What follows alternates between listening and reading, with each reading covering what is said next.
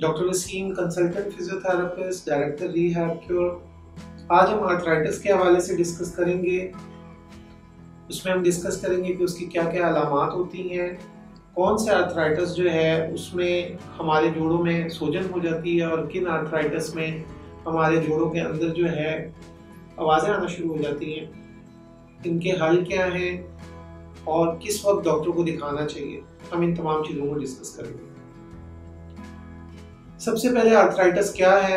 Arthritis जोड़ों की सूजन को कहते हैं और इसमें दो तरह की प्रेजेंटेशंस होती हैं। एक होता है ऐसी इन्फ्लेमेशन, ऐसी सूजन जिसमें जोड़ सूज जाए और उसके बाद जो है पेशेंट जो है उसको इतनी शदीद दर्द हो कि पेशेंट जो है वो मूवमेंट ना कर सके।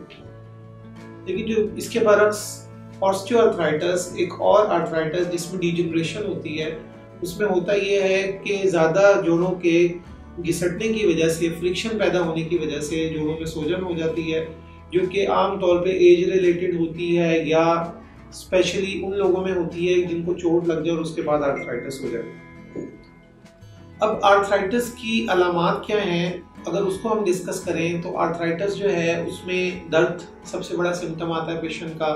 हरकत के दौरान पेशेंट को शदीद दर्द होना, वो वाला आर्थराइटिस जिसमें पेशेंट जो है जब उसके जोड़ सूज जाते हैं, उस केस में जिसमें हम नॉर्मली रोमेटॉइड आर्थराइटिस है और बहुत सारी टाइप्स हैं एसएलईज, तो उन केसेस के अंदर आर्थराइटिस में होता ये है कि पेशेंट जो है उनको मॉर्निंग स्टिफनेस बहुत ज़्यादा होती है। नॉर्मली 30 मिनट से ज़्यादा उनको मॉर्निंग स्टिफनेस रहती है।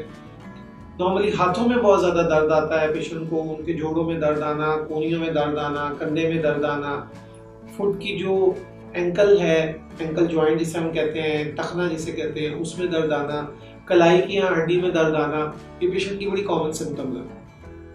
अगर हम ऑस्टियोआर्थराइटिस की बात करें, इसके बरअक्स तो होता ये है कि नॉर्मली ऑस्टियोआर्थराइटिस सबसे ज़्यादा कॉमन हमारे गोडे के अंदर होता है, नी जॉइंट के अंदर या हमारे शोल्डर जॉइंट या एल्बो जॉइंट के अंदर या हिप जॉइंट के अंदर। ये वो जोड़ है जिसमें आर्थराइटिस कॉमन होता है। अगर हम स्पाइन के आर्थराइटिस की बात करें तो हमारी गर्दन और कमर, लोअर बैक जिसे कहते हैं, उसमें आर्थराइटिस कॉमन होता है और इनमें भी वही सिम्टम्स हैं। बहुत ज़्यादा स्वेलिंग नहीं होती लेकिन हरकत के दौरान दर्द होना।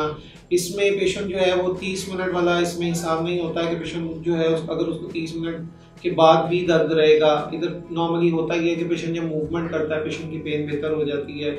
जोड़ जो है वो अपना एंगल इसमें ख़राब कर देते हैं ऑस्टियोआर्थराइटिस में जल्दी, और स्टिफनेस आना शुरू हो जाती है और स्टिफनेस की वजह से पेन आ रहा होता है बनिस्बत के ज़्यादा स्वेलिंग की वजह से इसमें पेन आ रहा हो। इसके हल अब क्या है, इसका इलाज क्या है।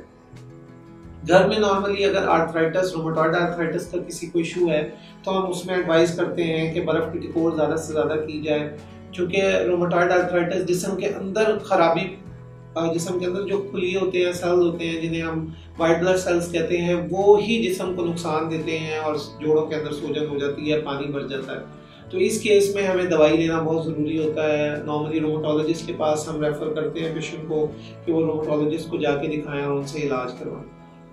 साथ ही साथ फिजियोथेरेपी एक बड़ा इंटीग्रल कंपोनेंट होता है। जो रोमेटॉइड आर्थराइटिस में फिजियोथेरेपी नहीं करवाते तो फ्यूचर में उनका नुकसान ये होता है कि जोड़ जो है वो अकड़ना शुरू हो जाते हैं और उसके बाद फिजियोथेरेपी ना होने की वजह से डिफॉर्मिटीज डेवलप हो जाती हैं।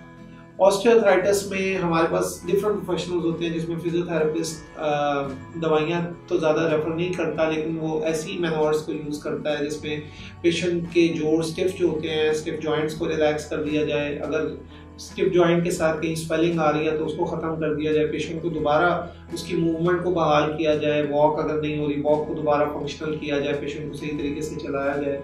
अगर पेशेंट डोल के चल रहा है यानी कि उसकी चलने के अंदाज में ख़राबी आ गई, उसको बेहतर किया जाए। ऐसे जॉइंट जैसे कंधे का जोड़ है, इसमें पेशेंट के अंदर आर्थराइटिस आ गया तो पट्टों को मजबूत किया जाए कि उसका जो आर्थराइटिस है, वो जो फ्रिक्शन आ रही है, उसको ख़त्म किया जा सके। तो फिजियोथेरेपिस्ट के साथ आप ये वाली एक्टिविटीज़ करवा सकते हैं। इससे आपके जोड़, ऑस्टियोआर्थराइटिस जो जोड़ जिनमें हो जाता है वो ठीक हो जाता है। साथ ही साथ ऑर्थोपेडिक सर्जन जो है, नॉर्मली हमारे पाकिस्तान में सर्जन जो हैं, पेशेंट उनके पास जाता है और मेडिसिन लेते हैं और मेडिसिन के साथ उनकी जो वेयर एंड टियर है उसको अवॉइड किया जा सकता है। So this is all for arthritis. अगर इसके हवाले से आपको मज़ीद कोई इन्फॉर्मेशन लेनी है तो आप हमारे नंबर पे कॉन्टैक्ट कर सकते हैं या हमें कमेंट कर सकते हैं। हम इसमें आपको अच्छा गाइड कर सकते हैं ऑस्टियोआर्थराइटिस या रोमेटॉइड आर्थराइटिस के हवाले से।